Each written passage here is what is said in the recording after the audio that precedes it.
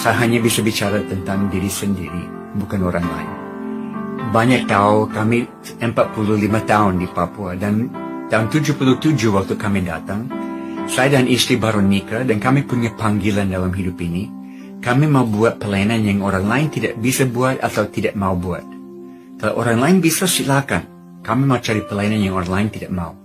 Itu yang bawa kami ke Papua, Irian Jaya, dan ke suku yang paling terisolir, paling terkebelakang. Di daerah selatan, Merauke, tapi di tengah hutan, bukan dekat kota Merauke. Dan kami masuk dengan pesawat air, turun di sungai, dan mulai menyatu dengan satu masyarakat yang belum pernah ketemu orang dari luar. Kami yang pertama. Dan sesudah 1 bulan di sana, saya dapat hadiah di Papua. Namanya malaria. Kalau saudara datang ke Papua, pasti ada hadiah, pemberian malaria.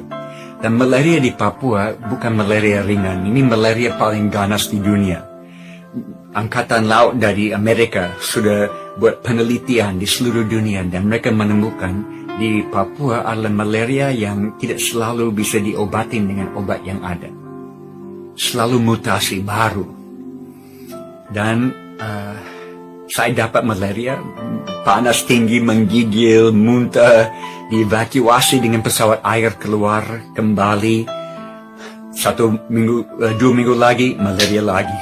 Dievakuasi keluar, sembuh kembali, malaria lagi. Setiap bulan malaria, 1 tahun, 2 tahun, 3 tahun, malaria terus. Saya tanya Tuhan, kenapa saya dapat malaria? Apakah saya punya panggilan untuk sakit? Karena saudara, saya tidak punya teologi penderitaan.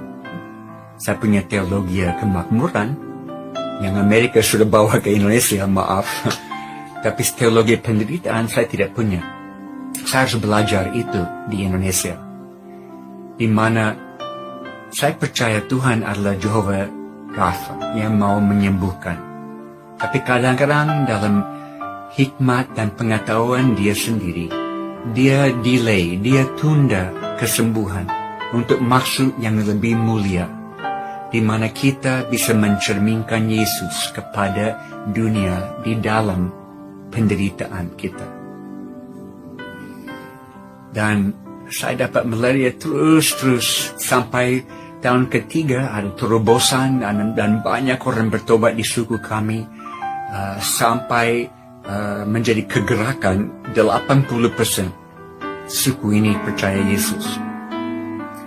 Beberapa tahun kemudian saya di satu rumah tradisional, kami duduk keliling api, bakar sagu, omong-omong.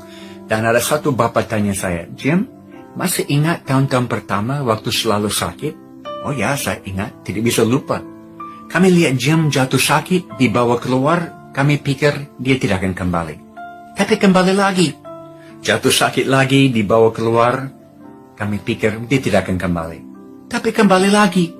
Ini mulai bicara kepada hati kami bahwa Jim bawa berita yang begitu penting, kami harus dengar ini. Apakah saudara bisa tangkap ini? Tuhan pakai penderitaan dalam hidup saya sebagai persiapan bagi Injil di dalam hidup mereka.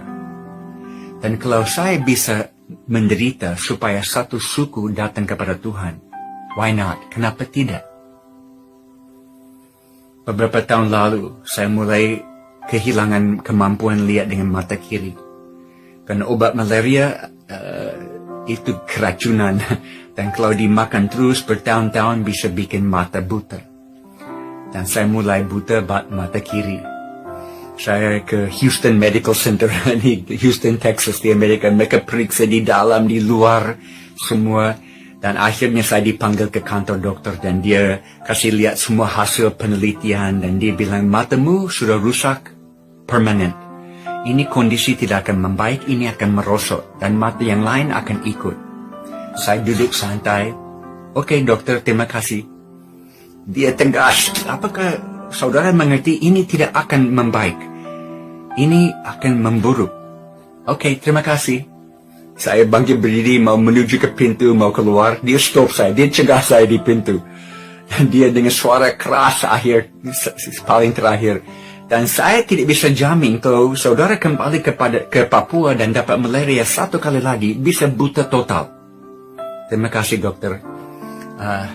Saya tahu dari dunia medis tidak ada penjelasan kenapa saya bisa melihat. Tapi Tuhan beri kasih karunia cukup 1 hari demi 1 hari bagi saya. Itu cukup. Dan kalau saya bisa kehilangan mata karena satu suku datang kepada Tuhan, why not? Kenapa tidak?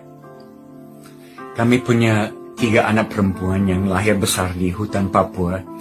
Kami homeschool mereka supaya mereka ada dalam tim pelayanan bersama kami.